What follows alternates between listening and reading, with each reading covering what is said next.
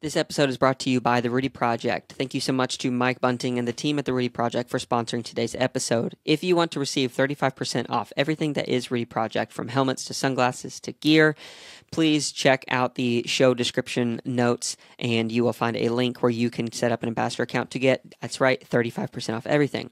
Also, we have a newsletter that is on the website, stupidquestions.show. If you sign up for that newsletter and give us a follow on Instagram, it's just our Stupid Questions Podcast. Anyway, I'll link it in the notes. If you follow us and sign up for the newsletter, you will be entered for a drawing that we will be doing for some Rudy Project gear.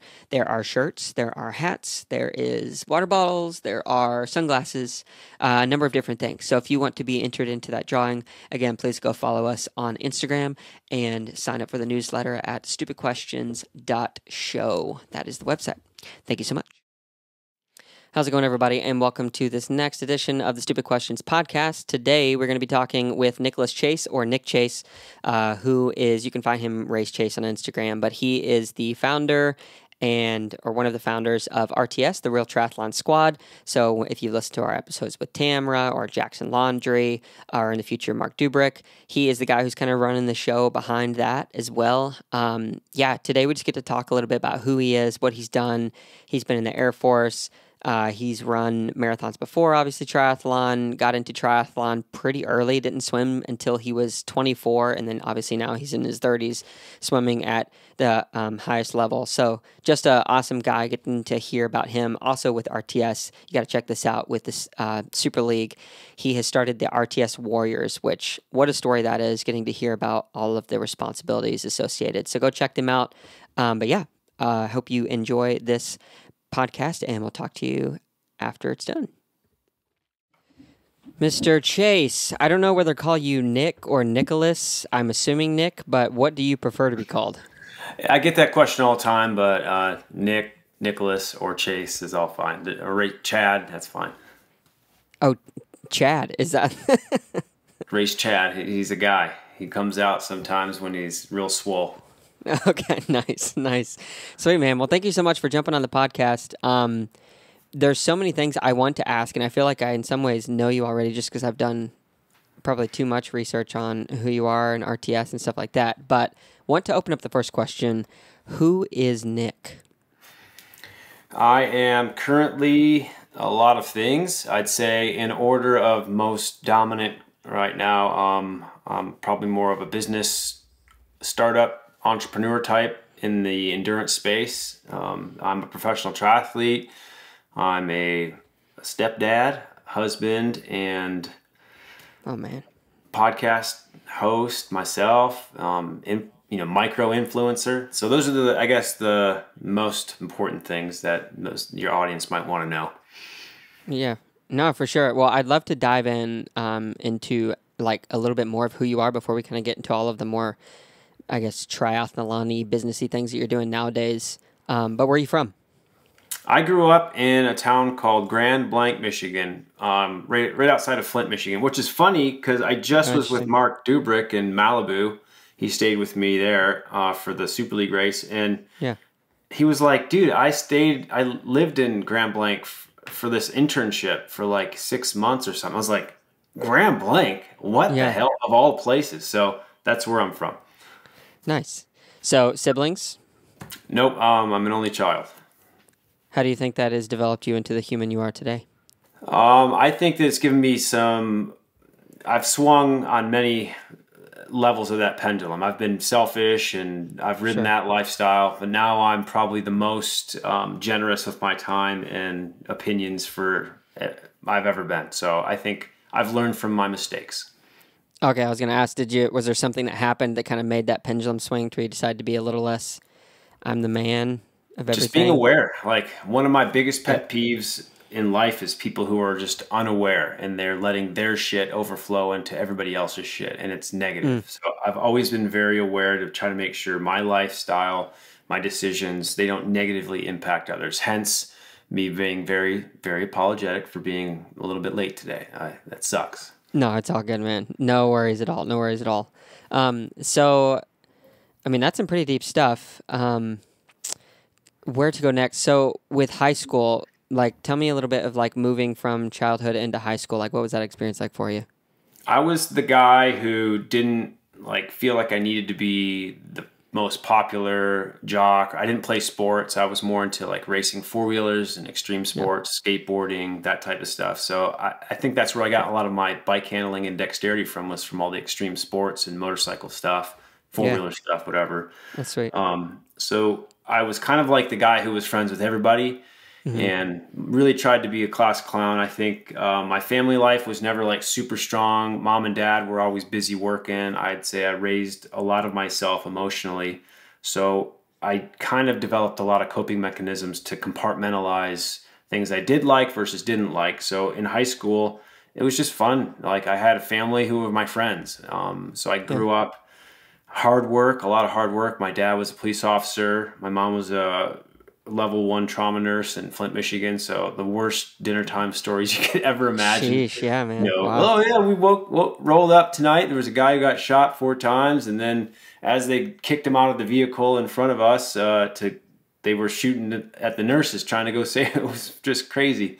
Yeah. So I think trial by fire and a lot of non-traditional parenting styles really led me to where I am today. What are some of those non-traditional parenting styles, you think? Well, I don't think it was on purpose. I think my parents were just like, they didn't know what they didn't know. So like, they were just working their best and buying me things they thought I wanted, and just being there. Like, I was at my aunt's and my grandma's when my parents weren't working. I lived with my like girlfriend when I was like 17 years old, and her family for like it was super fucked. But like, looking back, I'm like, that seems like that went really well. I'm sure that was a great idea. Yeah, like, that was a learning experience of what I'd never let my daughter do. But I'd say all of those cool things that gave me a really strong understanding of what family could be, because I had a lot of strong role models around me. Other families would always bring me in and take me up north and include me in their family stuff. So I really have been, like I said, I've always looked around at what is good, what I could learn from, and I've taken the best and worst experiences and put my own spin on it through my entire life. Yeah. Yeah, man. Thanks for sharing. That's super deep. So I would imagine that being, I don't know exactly what age this kind of stopped, but you said you moved in with your girlfriend at 17. Those are really formative years. It sounds like parents were somewhat absent. I just have to ask, are you now close to your mom and dad? Like, who are you closer to? Did those relationships have to be mend over time? Like, you seem pretty mature now. I don't know how old you are. I would assume mid-30s. Yeah, mid-30s is fine. You're always safe with that one. But yeah, I'd say it took some time. Like, I left for the U.S. Air Force when I was, I think, 19 or 20, something like that. So started my collegiate career as an Air Force, person already. So I'd say my dad was really proud of me. My parents were really proud. They were always exceptionally there for the things I absolutely needed. But in terms of traditional family values and feeling like you're heard and loved and all that stuff, it was like I kind of did all that on my own. And that narrative, I wouldn't change it. I think it was the best thing I could have had, because I was not dependent upon really anyone for my own happiness. I was always finding ways to generate it myself, rather than just having to have entertainment all the time. Kids are way different this time around. My kids are different. But I'd say that relationship between my mom and my dad, they got divorced when I was young. My mom and I went to South Carolina. We got close and then came back to Michigan. My dad and I have had periods where we don't talk for like a year or something like that. My dad didn't come to my first wedding. So it's always been rocky, but I can swear, I swear, all of these things that I've learned and been a part of, like, I don't hold grudges. My dad and I are great now. They're grandparents now that I have step kids, and everyone's doing exceptional. And it was all through just forgiveness, love, and giving people a chance no matter what. Yeah. So I want to dive into this just a little bit more, if you don't mind. Yeah. We're getting really personal. We're 7 minutes in, ladies and gentlemen. This is new stuff for me. I never get to talk about this. This is great. Yeah. So I'm curious. It sounds like, I don't want to assume, but you're talking about forgiveness and love and like the things that are required, I think, to mend relationships long term, especially within the family circle. were those values that you had growing up, or maybe they're external through another experience that you had through like grandparents, or like where did those value systems come from? Man, that's a tough one. I think it's a collective, probably things I've just noticed of what work over the years. I've always been really receptive to positive trends that are the path of least resistance. So I think over time, seeing that it's not worth it to carry around a lot of bad energy, and because that what I've also been a prime example of is if you just put it out there and you take care of people the way that you should, not for any bias or anything in return, good things will always come your way. And I've had that happen my entire life. Or if I'll say it just plainly, I can manifest all the good things that I want to happen in the future just by believing fully, knowing that it's going to happen, and just committing. And I think that's the one thing I've learned through all this ups and downs and different lifestyles and military background, and seeing, being on your own for the first time in your life and being scared, going to war, all this stuff. If you always focus on what you can control and kind of envision the best outcome, you can make that outcome happen without having to kill yourself. And it just has always come my way. So that's the one thing I for sure have learned from all those experiences. Yeah, for sure, man. Wow. Man, so many things to ask. So high school, you're getting in. Did you go to college or did you go straight to the Air Force? I went to the Air Force first, and then I started taking college when I was in the Air Force. So I was enlisted. Okay. Yeah. So they're paying for it on the GI Bill, I would assume. Is that how that works? Okay. Yeah, post 9/11 Montgomery GI Bill. Or it was a second one where it was not as good, but still pretty good. Yeah. I actually didn't know that, so I'm learning something new. Yeah. What did you do in the Air Force? Like, when did you start your service? When did it end? Think I was like 19 when I started, or right near there. I kind of came in not knowing what the hell I wanted to do. I didn't have like I want to be this. I wanted to be like an orthopedic surgeon when I was about 15, and then I changed my mind. So then I really found my aptitude in kind of like electrical engineering and all that stuff, where I tested well. So I got thrown into about a year and a half worth of Air Force schooling to focus on, soldering, circuit boards, understanding how signals work, satellite signals. And that just turned into like my original career field was called satellite wideband and telemetry space systems. So it was a mouthful. And then that got whittled down eventually into all kinds of stuff. So my job throughout the majority of my Air Force career was tactical satellite communications, just deploying out, making sure, bombs could get dropped on target by operators, or making sure that they could just do what they had to do. So I was attached to a lot of different groups, had a lot of different kind of career paths within the Air Force. And I think once I hit the 8 or 10 year mark, I was like, I'm either going to stay in for 10 years in one day, that'll be 20 years. Or if I get out right before that, then I'll just be fine. So it was to the point where I was realizing it's like a job. It's like any corporate job. You play the system, you show up. I would say most people I would encounter were just mediocre. They just were looking to punch their ticket, do their basic job, and go home. And I was the guy who wanted to always do more and innovate. So I found like I was just being overutilized and underappreciated. And I was like, I need to be my own boss one day. So I kind of transitioned out of the Air Force into a pro career within triathlon, which I did start also at the end of my Air Force career. Okay, nice. And you said, earlier, the things you've been through, go to war. Did you have to serve? Like, I mean, did you have to go overseas? Did you experience? I went a couple times to Iraq, collectively, long enough to know that place is a bit, crazy. And we're very fortunate to have what we have in this side of the world. So yeah, I did a little bit of that. Didn't have to go out and do anything too crazy, but saw some stuff, lived some stuff, and still happy to walk away knowing that there's a great life here in the USA. Yeah, for sure. Did you have to do any like post processing of the stuff that you saw and did in a way that like it radically changed your life, or was it not that big of a deal? It's always a big deal. I'd say, if anything, there's tons of resources out there for veterans and people who've gone through traumatic stress. And I think now more than ever, we're very capable of handling it. And I think It's all about, compartmentalizing it, understanding and making sense. And just, do you want to be defined by something that happened to you and live by that and be restricted by that? Or do you want to be able to know that it happened, but the other side is way better. So that's the life you want to live. So that's kind of where I figured it out. Yeah. I'm curious. I'm going to ask a question that doesn't necessarily have a right answer. But in the whole topic of like compartmentalization, do you think that it's possible to face that thing in such a way to where it like, no matter, even if it's a horrible experience, it could edify and make you a better person, and you like almost wear it as not as a badge of honor, like you're wearing it on your sleeve and like you don't want to necessarily be festering, like you said, this is what defines me, but like wear it as something that builds you up because you've experienced it and you've come through it healthfully?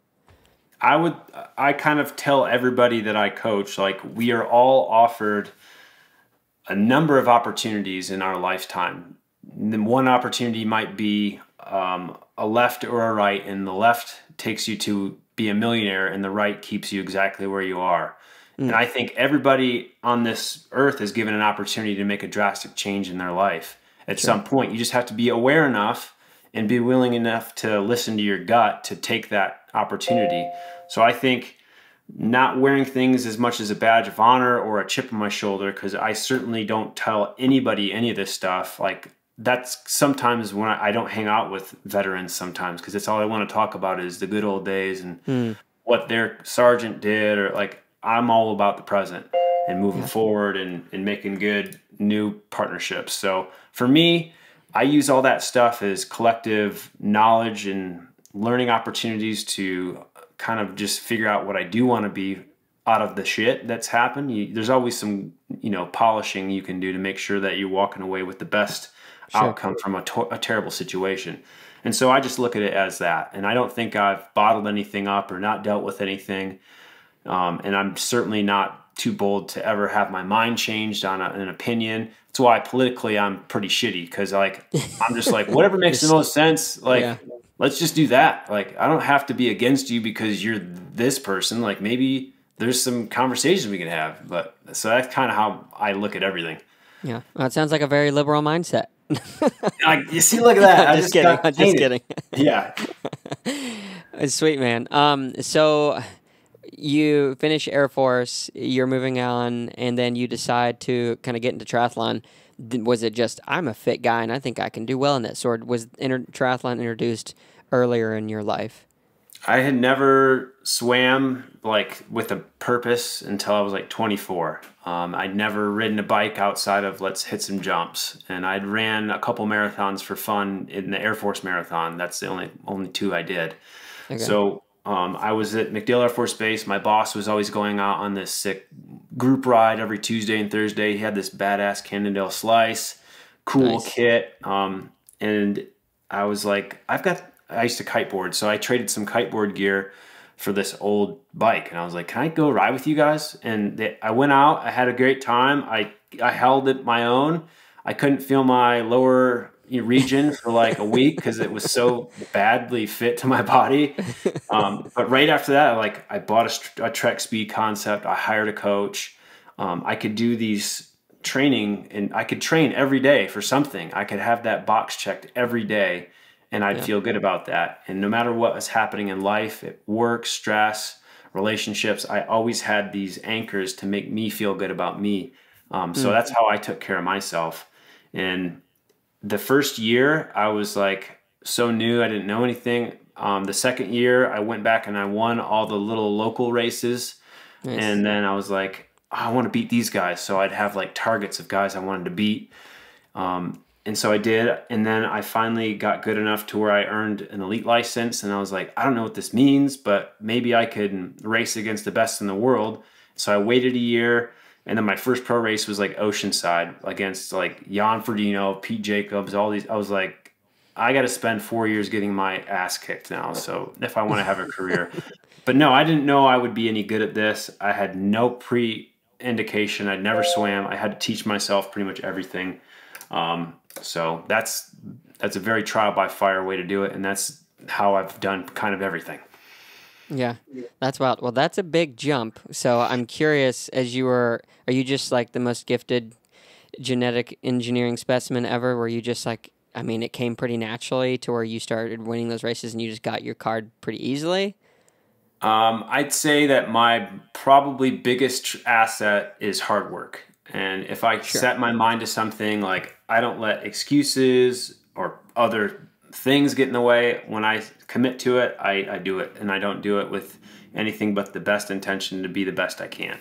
Yeah. Now, whatever that looks like is still yet to be determined. I've had a rocky last few years for my professional career, but I'd say I will say I'm exceptionally gifted in controlling my body in space so I can be a swimmer. Like I have countless times been swimming and then someone come up to me, where'd you swim in college? Like it's the most fluid swim stroke I've seen. I'm like, dude, I really wish I could give you this awesome place I swam and learned, but like I learned 5 to 7 years ago. Like I didn't really have a lot. So very much gifted in terms of understanding how to manipulate my body in space. And then on the bike, you just got to work hard. And on the run, I never had a background, so I just got through the injuries, was really smart, always took care of my physiology. I don't lift any weights anymore, but I was a power lifter in my early years in the Air Force, so I had to lose like 40 or 50 pounds worth of muscle.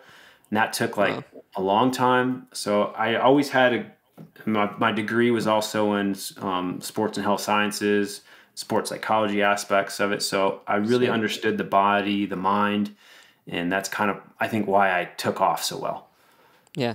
No, that's great, man. You got a lot of awesome experience. The mindset of like manifestation, hard work, the stuff you're talking about, is that more personality then that you felt like you've just built over time? Like at what point were you like, did you see the pattern and you're like, oh, I think I can do these things if I really set my mind to them? Just trend analysis. I think I would always feel like, everyone always bitches about what they're not getting. And that really was something I noticed when people weren't getting things more often. And I just never really focused on what I wasn't getting. I'd always focus on what I wanted and how I could afford that or how I could get that, not using it as a barrier. So I think that's probably why. It's just perspective over time. And like I said, with my parents, with other people's parents and families, I've always looked for the best of everybody, and I've tried to figure out, well, this guy's really successful. He gets a new car every week, and it's this badass Corvette or something. How did he get there? And if I can figure out small little lifestyle things, then I'll try to do that. So I think that's kind of where I was just very, aware of what was happening around me and staying above the clout of negativity. Yeah, for sure. So when it comes to motivation, I know for me, motivators have changed over the years as I've gotten older. There's still core concepts for what drives a person. So I'm not saying like they necessarily change completely, but what is your main driver and motivation today compared to, let's say, before you had like stepchildren or kids?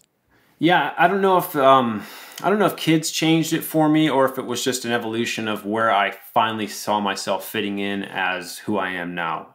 Before, my drive was probably like the most fun. Where's the biggest adventure? Like even earlier in my pro career, I was like, I don't want to go to Kona. I want to go to Patagonia or Iceland or Austria, or I want to experience not just what everybody else says I should experience. I want to do everything a little different. So I guess trying to be different than everyone has always put me in a different thought process. Mm-hmm.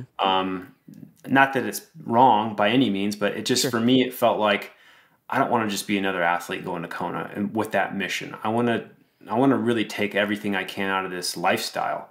And so I think now, transitioning to the athlete and person I am now, it's probably a little bit more holistic that I don't even know if holistic's the word. I guess that's just a buzzword. We try to sound smart. It sounded great. We'll clip it. Yeah.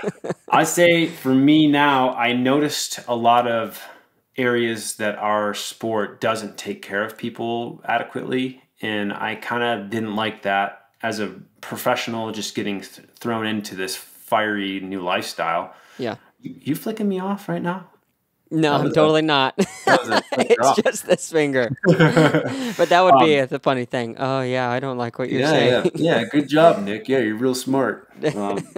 So I'd say now I just am trying to leave this industry and the athletes that I have some level of influence in a better position than I did. Like Parker Spencer from Project Podium said this, and it really resonated with me. He said, we're expecting athletes to be financially irresponsible to participate in this lifestyle. And that exactly, yes. It's the biggest problem I want to try to fix. And that's why Real Triathlon Squad has this big purpose now of we want to provide at least a living wage to the athletes that we have on our pro roster. And then if we can expand it to do more with less or whatever, like that's the goal. So that's an industry problem that I want to fix now. And that's why I take everything I can, all the positive energy, even like my 13-year-old daughter, she has never cared about anything sport that I've ever seen for endurance sports. Like she played basketball and she hated team sports,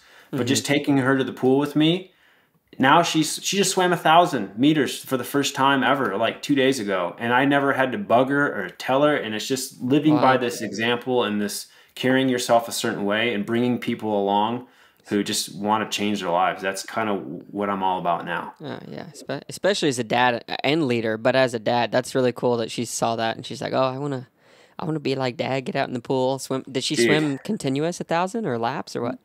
I mean, I wouldn't say super continuous. It's broken with a little rest, but I mean, I'll swim. I think I swam 2,500 and she got her 1,000 done. And I was like, I'm just like, every time I look over, because as a coach, I notice everybody's swimming technique and I've given her some tips, but I'm like, she is so flipping good already. And she has no idea what she's doing. This is amazing. I'm like almost shedding a tear underwater. Yeah. That's awesome, man. I'm happy for you. That's really exciting. So, cool. I do want to ask you just straight up, rapid fire real quick. How old are you? I'm 37. Okay, you're 37. What was your career debut in Oceanside? How old were you? I may have been like, I honestly wish I knew, but it had to be near 30, like maybe 26 or 27. Okay, so then at what year, and then here comes the big question, what year did you start RTS?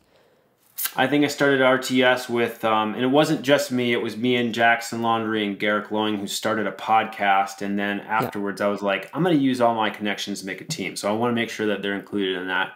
But I think that was at least 3 or 4 years. It might have been like right at COVID we started this whole thing because that was like nobody was racing. I think we had like a light age group team that we were trying to build with another partner that didn't work out. And so COVID, it was like, start the podcast. And now, wait, we've got a lot of momentum. Let's see what else I can do. So it had maybe 3 or 4 years into this now. Okay, nice. So I imagine it sounds like there's a gap, or not a gap, but a continuation of time, maybe 4 to 5 years before you were like, hey, let's start this podcast thing. I want to hear a little bit of the founding story because obviously, and another question I'll ask later is like, are you an entrepreneur or a triathlete or which one's? Anyway, but RTS, what's the founding story? Yeah, it's not super, it's like everything I've ever done. It just kind of happened. It wasn't like, man, we got to do this big thing. It was like, I think I felt a void. I felt like me and Jackson and Garrick had something cool. And I felt like I had enough friends that I was like, let's use, I guess my main reason is I was looking at like a Lionel Sanders and I was looking at how much clout and money they're pulling in from a sponsor. And, I didn't ever think, I don't know if I counted myself out, but I'm like, I don't think I could ever. I've always wanted to be the man. I've always, like, Craig Alexander was my role model. And just the passion, the way he carries himself and what he's done for this sport, I wanted to be the man. That was my inspiration. And so in my eyes, I was like, how do I become that without, like, I'm never going to probably just be able to be #1 in the entire world, and that's okay. But with what I can do, being a relevant pro who's killing themselves, how can I earn the maximum? So I was thinking if I created a team that reaches all kinds of demographics, different climates of lifestyle and regions of life, and we have content, we have different stories, we're vulnerable, we're telling a real authentic story of what it's like to be a triathlete right now and live this life. Maybe there's an opportunity to pool resources and earn way more money because one person has one level of influence and one story. And I figured if we've got multiple levels of that, we can really take care of sponsors or partners in a big way and take on the non-endemics, which are going to be like way more money. So that was like the business plan that I saw, which could help us be different than everybody else.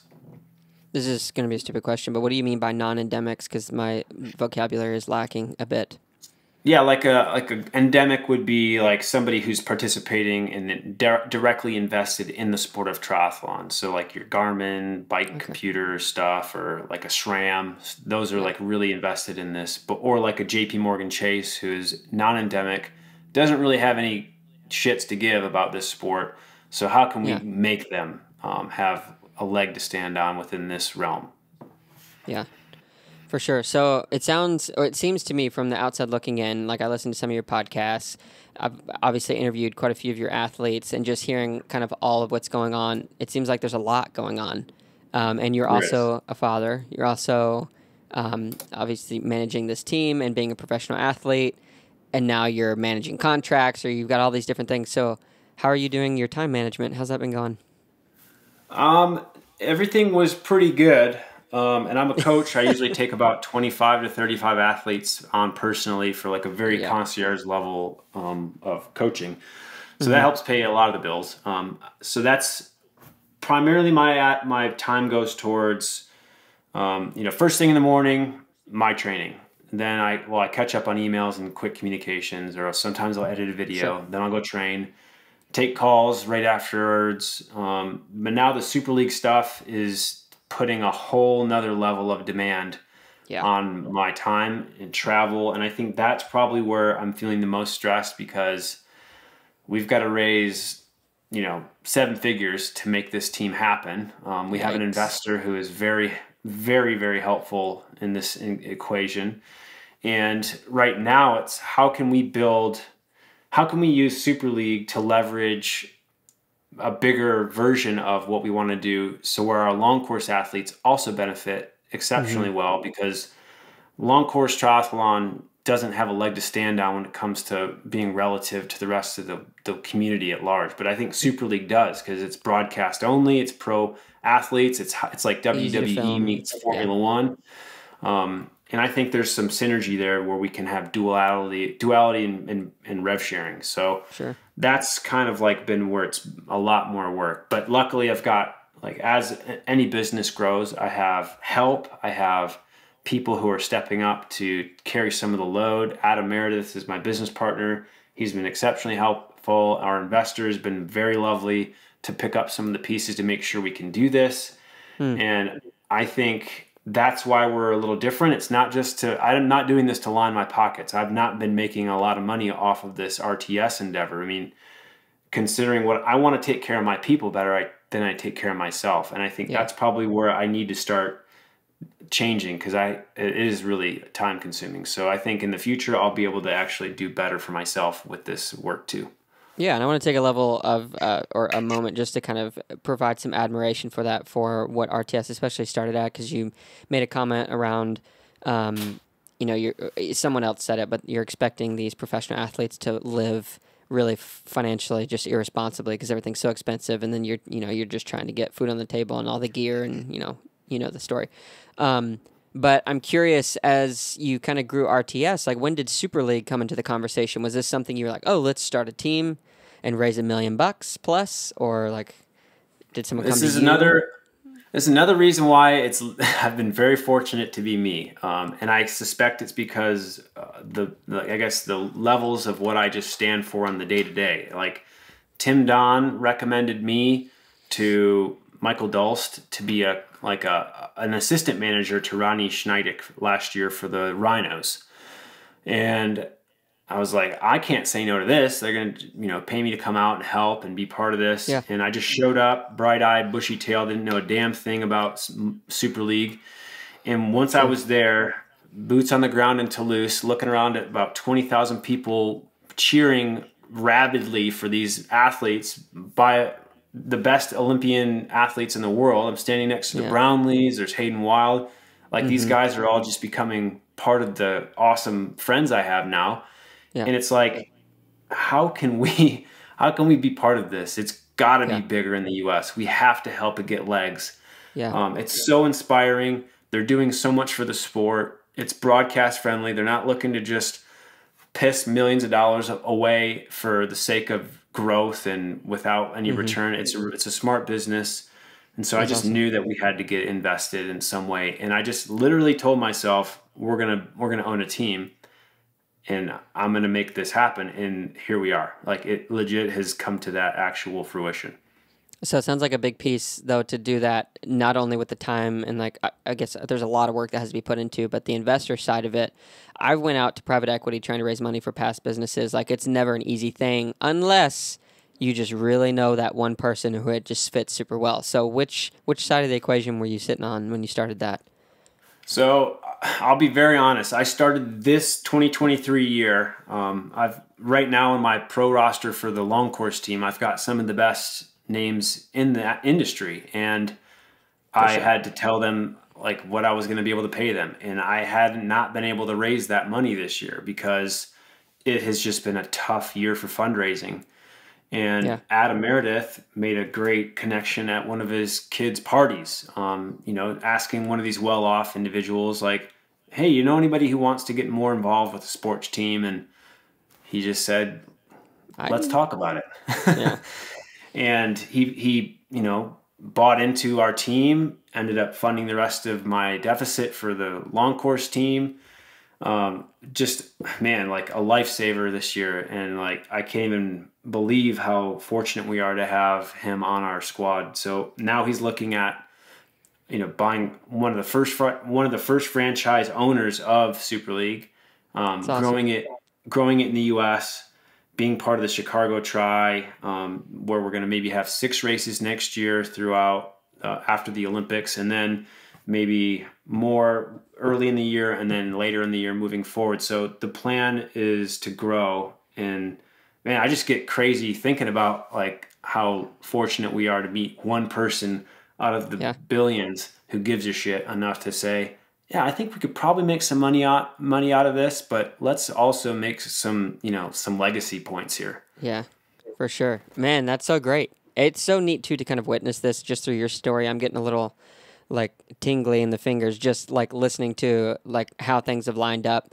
Um, as you continue to move forward, it's just going to be really neat to see how you and these other guys that you're working with become the next Crowley Alexander. Because there's young kids coming into, let's just say, Europe right now, and they're starting to watch Super League, and you become their hero, and it's just like that's such a neat thing. I'm super happy for you guys and what you're doing because I don't know a ton about Super League. I've been learning more as like connecting with more people in the industry. But yeah, I just had to share that. I think it's so cool. Thank you so much. It's an amazing organization. The team managers, myself, Tim Don, Chris McCormick, and Michelle Dillon, like, we care so much about our team that it's ridiculous. And Yeah. we're grinding it out. I wish I was an athlete during a Super League race because it'd be way less stressful. I'm just like dying inside when an athlete gets eliminated or if they crash or if we don't get the points we need, or if they're having a bad day. Like, I am loving it to be able to be part of this Yeah. organism. And I think RTS in general, I'd love to bring our other long course athletes just out to some of these races so they can feel it. Yeah, just It's to witness. remarkable. Yeah. Yeah, that's pretty wild. So where is the barrier? Like, what is there talks of bringing RT or not RTS? Well, RTS, I guess, and Super League to the U.S. Like, we're talking LA stuff, or I don't know where you're going to do these things. Knoxville, Tennessee. Like, are you guys talking about that? Yeah, we want to have at least 3 races in North America. Right now, we've got the Malibu Triathlon, which is kind of on the chopping block for renewal for another 5-year period. And we saw a lot of controversy this year with Yeah, the city the of Gobi. Malibu. Yeah, it wasn't even the Gobi that was making such a big deal. It was a lack of communication between the city planning commission and Super League. Nobody ever told them their course wasn't approved, so they had to Ugh, do a last minute push to get yeah, it freak pushed out. through. Anyways, the bottom line is Malibu Tri may or may not be owned by Super League moving forward. Okay. Someone else may take it over on a very small scale. We're hoping it continues because it's amazing. Other opportunities is Super League has acquired Chicago Tri and New York Tri. So we're going to have hopefully a race in one of those venues, hopefully Chicago next year.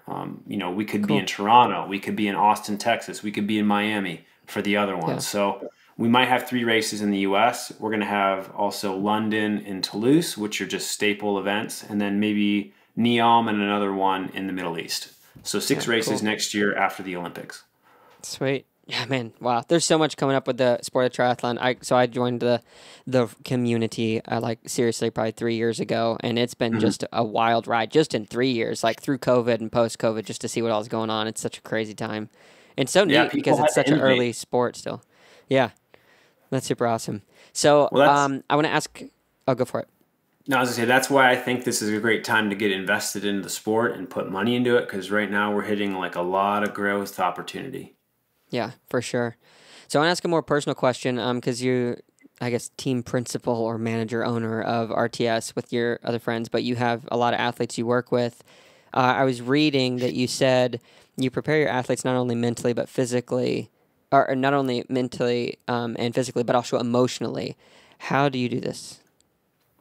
You just have to get to know people. Like all my coached athletes, some of them stick around for 5 years, and you become part of their life. You hear about when they have to put a pet down, or you learn about the things that really fluster them, and you pay attention to their emotional response to it. And most triathletes are pretty good A-type, compartmentalized, truck onward, but a lot of us hold things internally, and we don't really feel any of that until race day, when finally this one day after 6 months, you're forced to do everything you've been training for, and you're like, this is a lot. Like, I have to be accountable. People are depending on me, and I've just been doing this because it's a lifestyle. And how do you prepare people to handle that emotional wave when you don't have the day that you were presented with or that you thought it was going to be?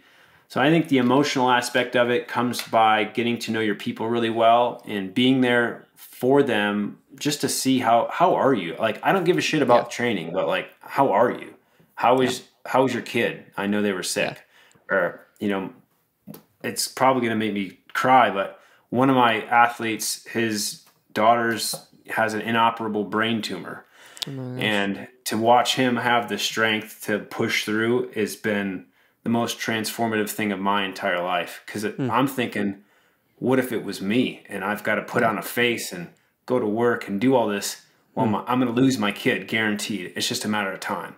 Yeah. So the reality of life and being present enough to also understand this sport is great and it pushes us in a lot of ways, but there's some real life shit going on too. And it's scary when you really think about the real life shit that's going on that this sport kind of allows us to cope with the rest of that life with. So that's the emotional part that I really try to work with on my athletic coaching program. Yeah, for sure. Man, that's heavy. It's super heavy.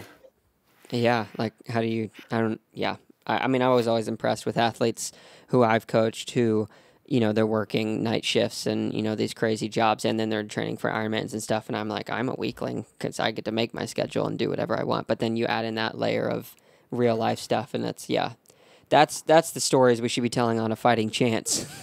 Yeah, I mean, we are all absolutely, every day, everyone's going through something. And I think that's something we all need to, no matter what, resonate with. Like, PRs are great. Going to have these best case scenarios for your own personal ego is great, but we're all still, Lionel Sanders is still a human being who's got a kid, his lifestyle is transformed because he's racing for something different now. Sam Long is in the same boat. So I think we're all athletes, but most importantly, let's just all be human beings and be there for each other. And then, like, that's why RTS, I think, is doing so well, is because we've got such a great group of athletes and everyone supports each other. No matter what, Jackson and Tamara win, but I get IDNF and black out. Like, I'm still stoked because we had a great day. Like, that's the bottom line. Is that what happened? Sometimes. Well, Jackson and I went to Mallorca for his first Ironman, and I was like, yeah, I'll go. I'm not ready at all for this, but I want to be there for your first Ironman. I actually did a lot of videoing, and I blacked out at like mile 17 or something. Like, I don't even remember why, but I was just like in a bad place. So Yeah, but I was Wow. still happy. I still had a great time afterwards, so no big deal. No big deal. Did you figure out why you blacked out? Yeah, I was just super deficient on fluids. Like I think I just did not get enough in. I started seeing Elvis on the corner there, and then sat down, and all of a sudden just rolled backwards. I'm glad you weren't like on a bike or running or something like that. So you were spectating. No, I was racing. I No, was you were racing. Oh my word, yeah. dude. Yeah, this sport's pretty demanding. Yeah. No, yeah, for sure. I mean, I've had some dizzy moments, like I did Ironman Wisconsin, and I had some not great moments. But yeah, that's passing out's tough. I mean, somebody actually did on that race die because of something similar. They blacked out on a downhill. Absolutely. It's like, Yeah, we're putting our bodies on the line for sure. yeah, that's wild, man. Oh, crazy. So you have done so many different things. I know for me, when especially in my younger years in the entrepreneur-ish world, you change things, and I really struggled with figuring out how to disconnect from like this company that I had started because it became like my platform and everything. And then once it like kind of died, I had to almost like execute a piece of myself, I felt like, and I didn't know how to disassociate and then graduate from this thing and realize, well, a lot of those core principles of how I built that, the values are still within me and I can carry that to the next thing. Did you ever struggle with anything like that, with all the different things you've had to kind of bounce from? Like, I'm a triathlete, I'm a dad, I'm a team principal, I'm a coach. Man, I guess that's a loaded question. I guess that's probably one area where I probably should do some better analysis of my own mental capacity and health sometimes. It is hard for me to slow down and sit and not clean or not organize and not plan. So I think for me, I've had to swallow the fact that I just need to do more recovery. I have to recover harder amongst everything. I have to plan more downtime. It still doesn't seem like I do, but I think 5-minute, 10-minute blocks. But yeah, I think putting a lot of hats on strains. I mean, my wife's awesome. She's definitely gets it. She's super supportive and doesn't ever make me feel bad about having a bad day or being a little testy or, but even today I had to call and apologize during one of my bike rides. I was on a bike ride today and I had to call my wife and apologize because she was like, well, what are you doing Saturday? I was like, well, I've got a 4.5 hour ride. And she's like, well, what does that mean? Or I was like, well, what do you think it means? I'm going to be on the bike for 4.5 hours. Oh, yep. And the doghouse you go. And then she did not get mad at me. She did not get mad at me. And I was like, this morning, I was like, damn it, I was an asshole. So I just called and said, I'm so sorry. I was so short about that. And I was hungry.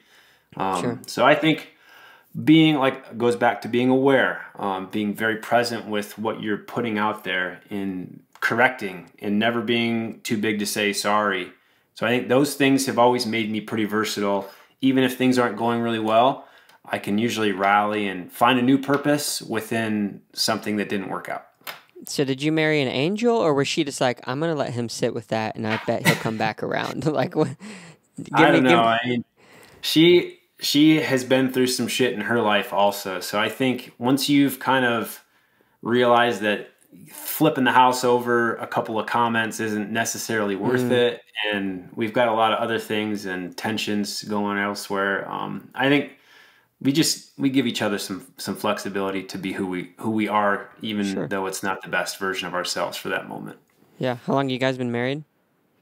Only 2.5 years. I had a previous marriage, which ended up just being more of like a friendship, business relationship. We were great functioning friends, but there just wasn't a lot of substance. So I think now I'm in that, and I learned from what I didn't have is to, like, I couldn't do that anymore. So I think this is the best case scenario for everything that I kind of feel inside me. Yeah. What's your wife's name? Her name's Amy. Amy. It sounds like you and Amy have a lot of past maturity before you entered that marriage, because I say it probably took me and my wife 4 years before we realized, you know what, I don't have to, as in your words, flip the house over. We like started to choose our battles, and it's been it's just so funny you shared about the thing on the bike, and then you called your wife back later, because I had a similar instance this past week where I called her halfway through it, and I was like, honey, I'm so sorry. She's like, oh, it's okay, I understand. So like that's a really cool thing to hear that happens elsewhere outside of the only. Yeah, that's when you know you're like actually in a relationship that really is something special, when you can like both parties. She gives a little, and then eventually you have the realization of you fucked up. Yeah. so I like that. Great, and congratulations to you all for having that also. Yeah, thanks, man. I appreciate it. It's actually crazy things that have happened, and trauma has kind of forced us to like get to a breaking point where like the D word comes out and you're talking like divorce for a second, and then it's like, no, you get a counselor, I'm getting a counselor, and then we're going to counsel together. And it was like after a year of doing that and really getting back to the core that like commitment rose, and we really got to know each other for who we were. And like, yeah, for me in my own personal life, relationships aside, every time you make it through one of those extreme lows and extreme highs, it makes the valleys and the journey in between a lot more, like you said, looking at the trends, you realize, okay, this is where we are, but this is where we can get to. And yeah, so it's a neat thing. Well, my favorite phrase that I use in coaching often is crisis precipitates change. And you'll never know what you're made of until you hit that crisis. And then you've got to fucking put it all together. And sometimes it's the best thing you've ever done because you didn't have to think about it. You just survived. So we're never as good as we could be until we hit that crisis. Yeah. So I'm curious, you were talking, I want to go back to for a minute, the idea of like manifesting change. I have a very similar view, but I'm curious if your underlying like worldview around that is more religious, or if it's more like, oh, that's just what I experienced. We didn't really grow up religious, and that's what it is. Not religious. I grew up in a Christian rock band here and there. I played guitar, sang, and had all kinds of fun. But then I saw like people who were living that same lifestyle on the adult side. You know, they were doing the same things, but living this same terrible way week in and week out. And so religion to me never was like, I always, and I'll probably get yelled at for this, but I always looked at religion. If you only focus on religion as your only focus point, then you're giving away a lot of your internal choice to actually develop your own opinions. Like I like the rules of religion. I like the community that religion brings about, but I don't like the fear, the shame. And I'm surrounded by the I guess, I don't want to say Mormon religion because I think that's not what they would like to be called. I think the Latter-day Saints. Latter-day Saints, yes. And I see all of that pressure they all put on each other, and it's for me, it has a lot of good things, but has equally some things that I would be concerned about just from the outside. And I'm not in it, so I don't know everything. Sure. But I would say it's all spiritual in some regard as I just feel like energy. Like if I put out I put out and I get it back. So that's kind of how I've always felt. Like there's molecular energy, there's atoms who have a charge and a personality and levels that I could never ever quantify, but those all have energy. And if I'm funneling a lot of myself and channeling all this to a negative spot, then man, I see it all the time. People who are the most hypocritical, mean, they don't have a lot of love for themselves or empathy. They don't really grow. They just kind of stay the same level. And I've always noticed the other side, when you look at the other end of stuff and you want to make good changes, you just put it out there. And I think that's through cause and effect. I don't know any other reason. And just through my own experiences, hasn't been religious, but it's been more just like us. I don't know. Call it spiritual, call it energy, but I don't think that I'm governed by one fate. I can control some of that. Yeah, I wouldn't believe that either. That's interesting. Are you comfortable with me diving into this topic a little more? I don't care. I was going to ask you, so like with some of the phraseology and the things that you're saying, it reminds me of a little bit of like, I don't know if it's necessarily religion, but like kind of a new age frame of thinking with like the energy and the manifestation and stuff like that. So my question for you would be, along those lines, do you think that it was something that just happened to where like these things just kind of spontaneously erupted to where like now we're humans and we're thinking these things? Or do you believe in more of like there's an intelligent design behind these things? I wish, I mean, anything that I really don't know, I'm not afraid to say I don't know. Like, and it doesn't scare me to not know that. I'd like to say that if I do pass on, that I'm just transitioned into another level of energy. Maybe it's a parallel universe. Maybe it's something, I mean, I don't have any recollection of anything before me. So who's to know what's out there? But I would hate to speculate on something that I cannot quantify or understand.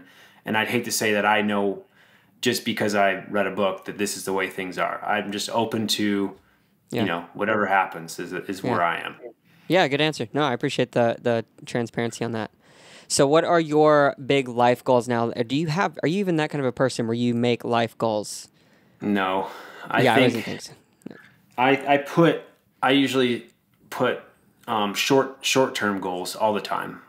Whether it's like I'm going to get 5 more athletes to coach in the next 3 weeks, and that just happened. Like I just picked up 5 more athletes, and I told myself I would. Nice. And I'll be like, I'm going to earn this much next year, and I'll be within 5 to 10K of that usually every year. So I think those are the goals that I just kind of feel, and like I feel it as much as I do it saying it. Like it's not just an empty put it out there. It's like I legitimately know this is going to happen, and that's how I feel like I get things done. Yeah. So that's kind of my philosophy on goal setting. Yeah. You share that with your athletes, I'm assuming, like that mindset, just to see if they take it. Some athletes are open to it. I don't just, regurgitate rhetoric unwillingly, Sure. but if someone seems like they could use it, I'm like, why don't you try thinking about it this way and let me know if it works differently. Yeah, cool. Well, I want to share something with you then, because you said something earlier.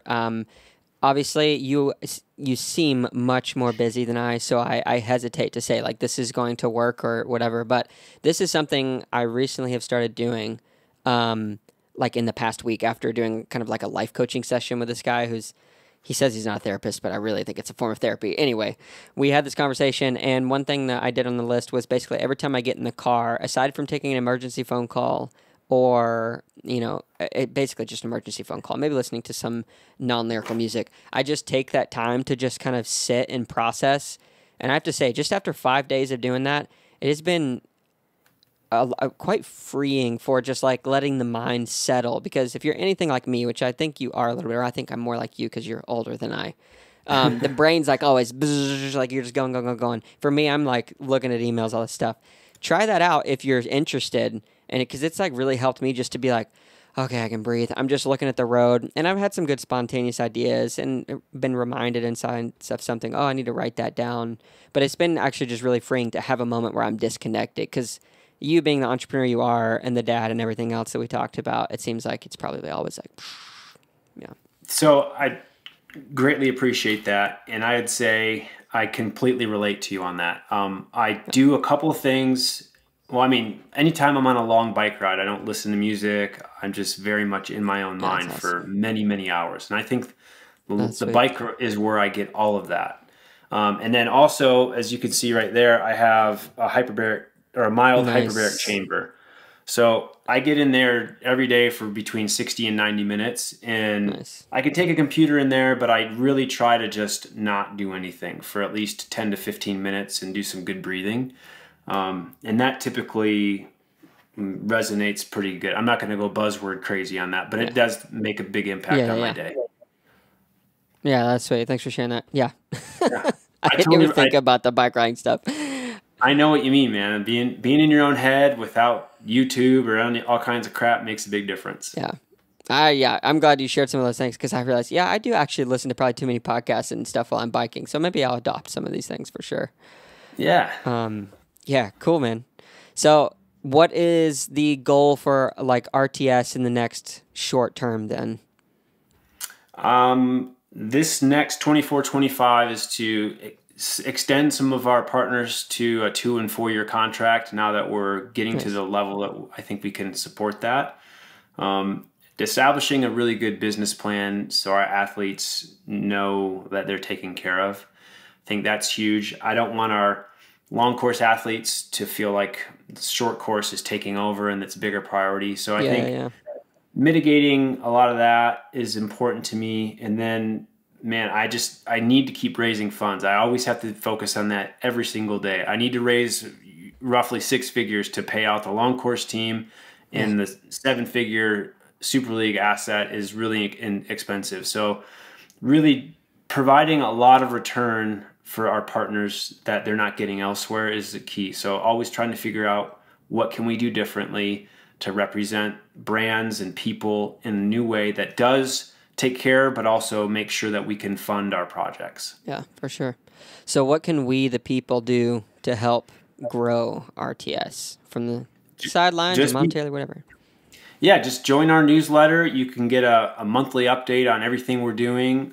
Certainly, if you want to buy our team kits and race in them, we love it. We'll have more opportunities for some light merchandise next year, but by all means, we're not going to be like a huge merchandising company. But come to our camps, support our athletes on course, and if you're a CEO and you want to get involved and have a great coach and also invest in some of our private equity stuff, like, let's talk about that too. Cool. Yeah, sweet. Well, we'll make sure to link everything in the description for our RTS newsletter stuff. Because Tamara's still, is she the sole writer? Tamara writes and puts together all of our newsletter. She's awesome. She writes a lot of the blogs, and I kind of just package it on the website. And but we have a really cool ecosystem within the team. Everybody's picking up some slack and making sure that the team is a little identity within their own, representation. Yeah, for sure. Cool, man. So for then the final question, I have had some listeners saying, Seth, you don't ask enough stupid questions. I think I do, but I'm going to ask you something now. McDonald's and Wendy's won the dismissal of a lawsuit accusing them of false advertising because their burgers don't look as big or as appetizing in person. Your thoughts on this? Yeah, I think just the other day, I was in Cozumel, Mexico, and I saw this like colossal stacker. It had to be like 2,000 calories.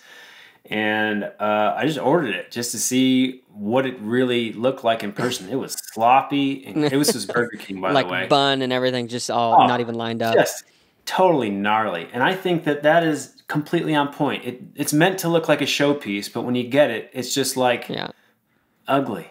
Yeah. I don't know if you've ever watched any of those videos, but like for the marketing guys, when they're doing like the Oreos and milk and stuff, it's actually most of the time glue because it just like holds better and looks better. Yeah, so it's like false advertising, 100%. Not in this world that I live in. I don't want to see any of that crap. I want it real. Yeah, exactly. Cool, man. Well, hey, thank you so much for jumping on. It's been an honor and a pleasure just getting to hear about the story and everything that you've done. I'm sure we haven't even touched on probably 50% of it, to be completely honest. There's too much. I can't even handle anymore. Yeah, for sure. But we'll make sure to link everything. But yeah, thank you so much for coming on, man. I really appreciate it. Thanks for your interest in what we're doing and for just, asking some really intelligent questions. That nobody else does. So this is a great platform. I hope you do exceptionally well within this program. Want to extend a huge thank you to Nicholas Chase and to you, the listener, for checking out this episode. Just a great guy. Awesome to ask just some really deep questions and to hear about who he is as a person and the philosophies that he holds for the way that he does things. Super neat guy, obviously. Please go check out the RTS squad and the stuff that they've got going on, as well as the RTS Warriors. Go follow Nick on Instagram. Everything's going to be in the show notes. If you are listening at this point in the episode, just want to say thank you so much for checking it out. If you have time or a few moments, if you wouldn't mind giving it a review and maybe commenting a few things on any of our YouTube platforms and go give that a follow. That would really help us continue to spread the word about this podcast. And also want to especially thank Rudy Project for sponsoring this episode as well. You can go in our description below and find a 35% off discount code for all of their stuff. So go check it out. And thank you so much. We will talk to you very soon. Peace.